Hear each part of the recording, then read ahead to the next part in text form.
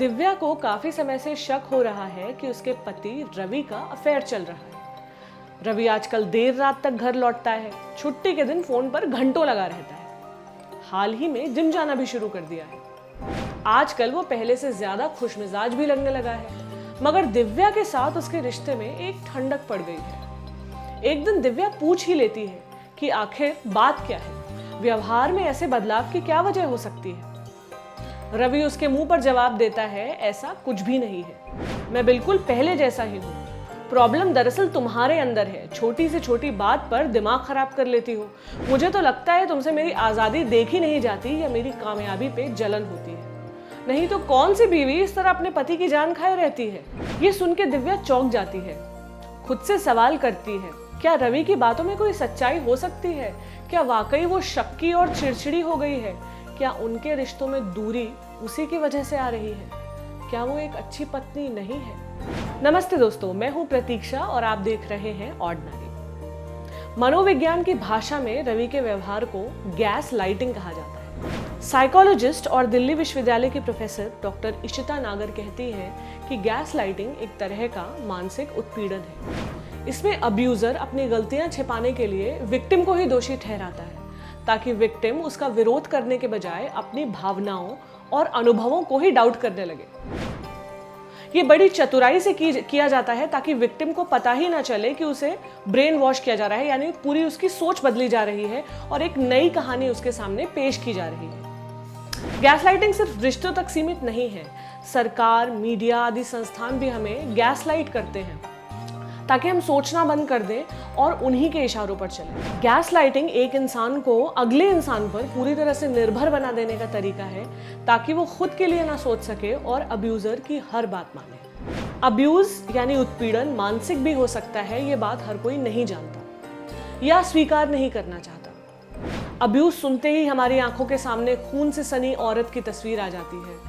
हम अपने आप को तसल्ली देते रहते हैं कि हमारा हस्बैंड या पार्टनर चाहे जैसा भी हो, कम से कम हमें मारता पीटता तो नहीं। लेकिन ये जानना बहुत जरूरी है कि शोषण सिर्फ पीटने तक सीमित नहीं है। शोषण करने वाला हमारे मन पर कब्जा करने के कई तौर तरीके अपनाते हैं, जिससे हम अंदर से टूट जाएं और हमारा आत्मविश्वास पूरी तरह ध्वस्त हो जाए।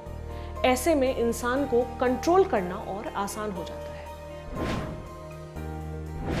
गैसलाइटिंग शब्द लिया गया है पैट्रिक हैमिल्टन के नाटक गैसलाइट, जो कि 1938 में आया था, जिस पर बाद में फिल्म भी बनी थी। ये उस दौर की कहानी है जब लोगों के घर बिजली की जगह गैस की लाइटों से जलते थे, जिन्हें लैंप हम कहते थे। कहानी है एक आदमी की जो रोज शाम को अपने घर की गैस लाइट्स की रोशनी धीमी कर देता था। रोशनी की कमी के कारण उसकी पत्नी को मानसिक तनाव महसूस होता था, बुझा बुझा सा लगता था। वो बार बार अपने पति से कहती कि अपने आसपास किसी बदलाव की वजह से उसे ठीक नहीं लग रहा। पति हर बार उसकी बातों की हंसी उड़ाता और कहता कि परेशानी बाहर नहीं, तुम्हारे अपने ही मन में है। ऐसे में वो अपना मानसिक संतुलन खोती रहती है और उसका पति उसे हर तरह से डोमिनेट करने लगता है। गैसलाइटिंग के कई तरीके हैं, जैसे कि किसी बात को काउंटर करना, बात को टालना, बात बदलने की कोशिश करना या किसी की फीलिंग्स का मजाक उड़ाना।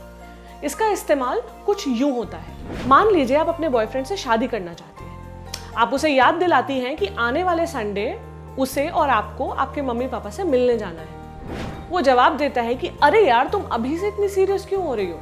क्या जरूरत है इतनी जल्दी मम्मी पापा से मिलने की? आप शॉक्ड होकर कहती हैं, अरे पिछले हफ्ते ही तो बात हुई थी इस बारे में। तुमने ही कहा था कि चलते हैं और ये भी कहा था कि जितनी जल्दी हो सके मिल लेना चाहिए। इस पे उसका जवाब होता है कि तुम पागल हो गई हो क्या? मैंने ऐसा कब कहा? तुमने जरूर कुछ गलत समझ लिया होगा। इस तरह वो आपकी बात को काउंटर कर देता है, यानी उसे काट देता है और अपनी कहानी पेश कर देता है। इससे आपको शक होता है कि क्या आपका अनुभव वाकई में सच था या आपसे कुछ गलतफहमी हुई। दूसरा उदाहरण, आपको लग रहा है कि आपके रिश्ते में दूरी आ गई है। पुरानी इंटीमेसी यानी कि पुरानी क्लोजनेस नहीं रही, चाहे फिजिकल हो या इमोशनल। आप पार्टनर से इस बारे में बात करने जाती हैं। आपकी फीलिंग्स को समझने के बजाय वो कहता है, क्या बकवास कर रही हो यार, सब कुछ बिल्कुल ठीक है, या क्यों इतना दिमाग खराब करती हो, ऐसा कुछ भी नहीं हुआ है। डिस्कशन को टालने की कोशिश कर वो आपको बताना चाह रहा है कि आपकी फीलिंग्स इंपॉर्टेंट नहीं है और सारी प्रॉब्लम सिर्फ आपकी कल्पना में है। तीसरा उदाहरण, आप किसी बात पर लड़ रहे हैं और वो कह देता है ये टेम्पर तुमने अपनी माँ से पाया है ना। कॉन्वर्सेशन को ऐसे डाइवर्ट कर वो मुद्दे की बात से आपका ध्यान भी हटा लेता है और आपको इंसल्ट भी कर देता है। चौथा उदाहरण, कुछ दिनों से आपको एंजाइटी यानी कि बेचैनी हो रही है और आप डिप्रेस्ड फील कर रही हैं, यानी आप बहुत उदास रहती हैं। आप ये बात उससे शेयर करती हैं और सलाह मांगती हैं कि ऐसे में क्या किया जा सके। आपकी मदद करने के बजाय वो मजाक में कह देता है तुम कितनी सेंसिटिव हो यार, हर चीज़ को इतना बड़ा इशू बना देती हो। आपको खुद यकीन हो जाता है कि आप बहुत सेंसिटिव हैं और दरअसल कोई प्रॉब्लम है ही नहीं। आपको अपराध बोध होने लगता है जबकि इसमें आपकी कोई गलती नहीं होती। डॉक्टर नागर कहती हैं गैसलाइटिंग किसी के साथ भी जिंदगी में कभी भी हो सकती है। बहुत सक्सेसफुल और सशक्त औरतों को भी कई बार इसका शिकार होना पड़ता है। गैसलाइटिंग की खासियत ये है कि जिस पर की जा रही है उसे पता नहीं चलता है कि उसके साथ क्या हो रहा है, लेकिन अगर हम चौकन्ने रहें तो इससे बचकर रह सकते हैं। अगर आप अपने स्वभाव में ये चीजें नोटिस कर रही हैं तो हो सकता है आप गैसलाइटिंग की शिकार हो। पार्टनर के सामने डरा हुआ महसूस करना और उन्हें दिल की बात न बता पाना, हर चीज के लिए खुद को दोष देना, आत्मविश्वास की कमी, पार्टनर की हर गलती को डिफेंड करने की कोशिश, छोटी छोटी बातों पर माफी मांगना, अकेलापन महसूस करना, डिसीजंस यानी फैसले लेने में परेशानी होना, कमजोर दिखने के डर से अपनी फीलिंग्स छिपाना, एंजाइटी यानी बेचैनी और डिप्रेशन से ग्रस्त होना।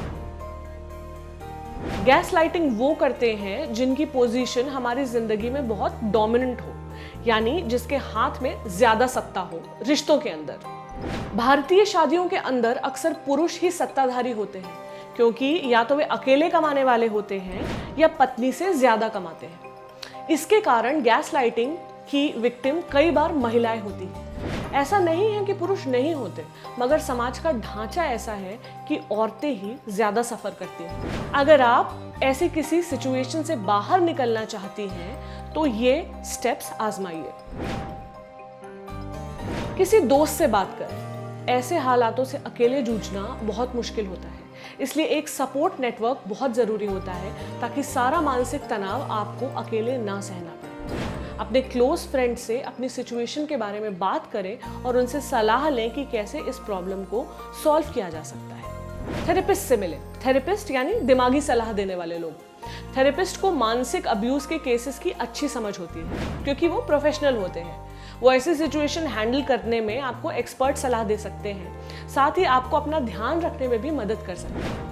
थेरेपी आपको अंदर से सशक्त होने में मदद करेगी, ताकि आप सिर्फ इसी मुसीबत से ही नहीं बल्कि आने वाली और भी मुश्किलों से ढंग से जूझ सकें। खुद को दोष मत दें। याद रखें कि इसमें आपकी कोई गलती नहीं है, सिर्फ वही जिम्मेदार है जो आपके साथ ऐसा कर रहा है।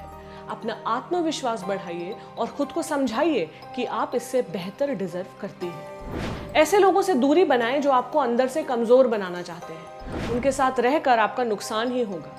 बेहतर है कि आप ऐसे लोगों से रिश्ता तोड़ दें और अपने लिए एक पॉजिटिव माहौल क्रिएट करें जहां आपके आसपास के लोग आपको वैल्यू करते हैं। याद रखें कि रिश्ता न तोड़ने के लिए आप पर मानसिक दबाव डाला जा सकता है। ये दबाव खुद आप क्रिएट कर सकती हैं अपने लिए कि मैं इतने पुराने रिश्ते को कैसे खत्म करूं, लेकिन अपने आप के लिए आप इस तथ्य को याद रखिए। दोस्तों, अपना ध्यान रखें। सेल्फ केयर बहुत जरूरी है, खासकर ऐसे हालातों से उभरने के बाद। खुद के साथ क्वालिटी टाइम जरूर बिताइए, दोस्तों से मिलिए, हॉबीज परसू करिए, कोई नई एक्टिविटी ट्राई करिए। ऐसे प्रोडक्टिव कामों में अपना ध्यान लगाइए जो आपके मानसिक विकास में मदद करें और जिनसे आपको खुशी मिलती है।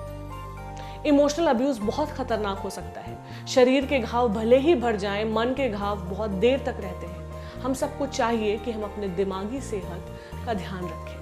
ये वीडियो आपको कैसा लगा हमें कमेंट सेक्शन में लिखकर ज़रूर बताएं। अगर आप ये वीडियो फेसबुक पर देख रहे हैं तो हमारे फेसबुक पेज ऑर्डिनरी को लाइक करें और यूट्यूब पर देख रहे हैं तो हमारे चैनल को सब्सक्राइब करें। साथ ही साथ बेल आइकन दबा दें ताकि हमारे हर वीडियो की लेटेस्ट अपडेट आपको मिलती रहे। और हाँ, स्वस्थ रहें, खुश रहें।